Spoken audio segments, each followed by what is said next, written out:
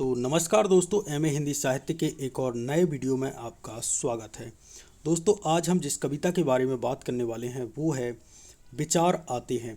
और इस कविता को लिखा है मुक्तिबोध ने। जी हाँ दोस्तों, गजानन माधव मुक्तिबोध ने इस कविता को लिखा है और ये आपके एमए हिंदी साहित्य के प्रथम सेमेस्टर के सिलेबस में भी दी गई है।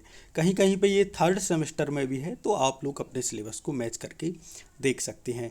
तो चलिए दोस्तों, इस कविता को अपन समझते हैं। पहले अपन इस कविता को कंप्लीट करेंगे, फिर इसके संदर्भ, प्रसंग और व्याख्या भी मैं करवाने वाला हूँ, क्योंकि आपको प्रश्नों के साथ किस प्रकार से डील करना है ये खेल मैं आपको सिखाने वाला हूँ। बाकी दोस्तों, ये विचार आते हैं जो कविता है, ये एक प्रकार से आपके फैंटेसी और यथार्थवाद इन दोनों का ही मिश्रण है। ठीक है, तो चलिए दोस्तों, इस कविता को अपन शुरू से ही प्रारंभ करते हैं। कविता शुरू होती है यहाँ से।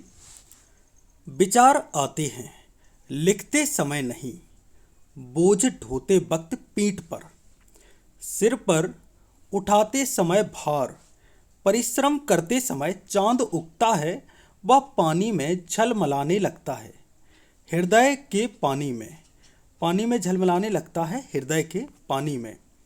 विचार आते हैं लिखते समय नहीं, पत्थर ढोते वक्त, पीठ पर उठाते वक्त, बोझ सांप मारते वक्त यानी कि मारते समय पिछवाड़े, बच्चों की नेकर फटीचते वक्त, पत्थर पहाड़ बन जाते हैं, नक्शे बनते हैं, भौगोलिक पीठ कच्छप बन जाती है, समय पृथ्वी बन जाता है। और यहाँ पर हमारी जो समय पृथ्वी बन जाता है, यहाँ पर जो कविता है बहुत छोटी सी कविता है, ये समाप्त होती है। अब दोस्तों, इस कविता के हम संदर्भ पर बात करते हैं। तो दोस्तों, प्रस्तुत पंक्तियाँ गजानन माधव मुक्तिबोध द्वारा रचित कविता विचार आते से, मतलब ये जो विचार आते हैं कविता है, इससे उद्धत यानी कि ली गई है। दोस्तों, यहाँ पर संदर्भ के बाद अब हम जानते हैं प्रसंग को। तो इस कविता में कवि ने विचारों के बारे में बताया है कि विचार किस समय मानव मन में आते हैं, किस किस समय मानव मन में आते हैं। अब दोस्तों, इस कविता के विचार आते हैं, इस कविता की हम व्याख्या कर रहे हैं और काफ़ी इत्मीनान के साथ हम इस कविता की हम करने वाले हैं। तो दोस्तों, आइए इसकी व्याख्या करते हैं।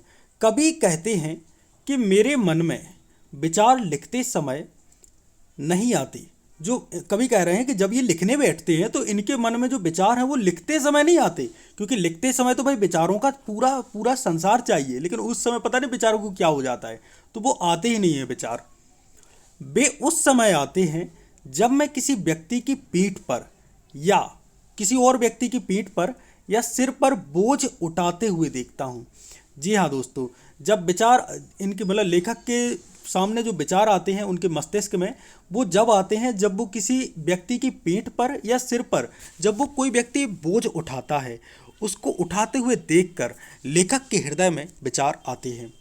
वह अपने जीवन यापन के लिए परिश्रम कर रहा है। परिश्रम करते करते वह इतना थक जाता है कि उसकी आंखों के सामने अंधकार छा जाता है। उसके आंखों से आंसू बहने लगते हैं। उसके हृदय में जो करुणा रूपी जाल है, ठीक है, जो जल है, ठीक है, माफ़ कीजिएगा, जल है, वह बहने लगता है। अर्थात वह इतना थक जाता है कि उसे चारों तरफ अंधेरा ही अंधेरा दिखाई पड़ता है। आगे कवि कहते हैं कि मेरे मन में विचार लिखते समय नहीं आते हैं।